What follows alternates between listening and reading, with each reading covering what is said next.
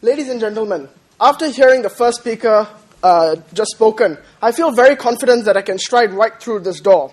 Now, I'd like to highlight what the main point that first opposition speaker made. Now, what he said essentially was that sovereign wealth funds should not disclose their information because it puts basically its nation's economy, population, and interests at risk. Now, from what my first speaker has already defined as sovereign wealth funds to be, we see that there's a clear misunderstanding. Now, I would like to solve this misunderstanding by distinguishing between what a state and performance is and what strategy and incentives of these sovereign wealth funds are. We only said that sovereign wealth funds are going to disclose their state and performance. And Jose, my first speaker, has already very clearly defined that it's their current state of investments, their portfolio by sector and geography, and their performance in terms of returns on information. No, sir. What we mean by strategy and incentives is their long-term investment plans. Now, we clearly acknowledge and understand that revealing your strategy makes you lose your competitive edge, as my opposition has already stated.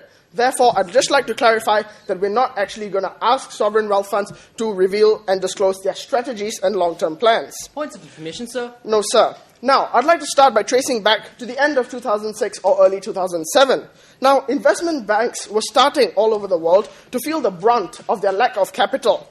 And mainly, Middle Eastern sovereign wealth funds began by injecting liquidity into the American market. Now, in the Middle East alone, there is $1.7 trillion worth of assets managed and controlled by sovereign wealth funds. And this figure, as Jose already pointed out, rises to $2.9 trillion globally. And that is the equivalent economic power of Germany, China, or the United Kingdom. Now, that is a lot of economic power and influence. Now, points of information, sir? No, sir. Banks need this capital that sovereign wealth funds so readily are willing to offer for financing their loans and investments. And on the other hand, sovereign wealth funds are also willing to go to banks because they can ride out the short-term fluctuations and instabilities that occur in the market. For example, like Jose already pointed out, Temasek has invested in Citigroup, and although it's lost $22 per share, they are willing to stay on and facilitate the stability because they ultimately see the long-term returns on investment. So, yes, sir. Isn't the sovereign wealth fund's ability to prop up banks like Citibank already testifying to investor confidence and the strength of a sovereign wealth fund, sir? Precisely, sir. We need these sovereign wealth funds to be there to stabilize these markets. And that is precisely what I shall be touching on further in my speech. Now, banks also actively seek out investments from sovereign wealth funds because they not only offer much greater liquidity, but they are also able to manage long-term risk, which private individual investments cannot afford to. Now, an example of this would be Morgan Stanley. 9.5% of shares of Morgan Stanley have been bought over by Singapore's Temasek Holdings, and 10% of Merrill Lynch is also owned by the Abu Dhabi Investment Authority. Now, because sovereign wealth funds have so much to offer in terms of injections and liquidity into foreign markets, this means that the perceived risk perceived by investors, private individual investors, is lower, mainly because of the economic confidence and security that SWFs can offer. Now, most sovereign wealth funds come from countries which were in major financial crisis just about half a decade ago. No, sir. This means that they are built on stronger economic fundamentals. Now, why does this matter? The state we have reached today, a credit crisis, and therefore which has now degenerated into a liquidity crisis. This has happened simply because of a lack of liquidity and money in the system.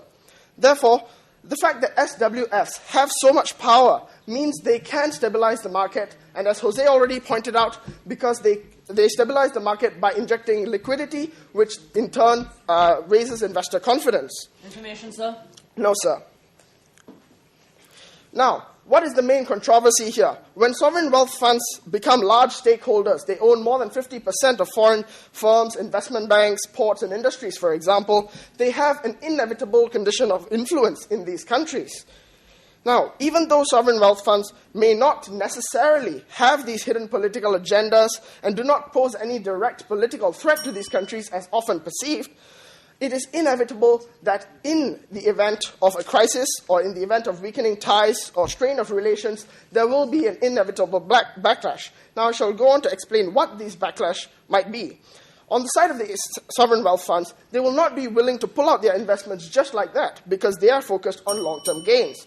Whereas the government of the country where the investments have been made would want the SWF to pull out because of the sheer economic and political influences the sovereign wealth funds have. Now, eventually what this matters is when sovereign wealth funds clearly and openly are able to disclose their financial state and performance and not their strategies and long-term plans, this will allow the government to more effectively assess and control the sovereign wealth funds' investments in their countries. Ultimately, what our policy means is that the great economic and political power of sovereign wealth funds can be channeled effectively so that all stakeholders ultimately benefit. This makes a maximum financial sense in today's investment markets, and this is why sovereign wealth funds should ultimately disclose their financial state and performance. Thank you.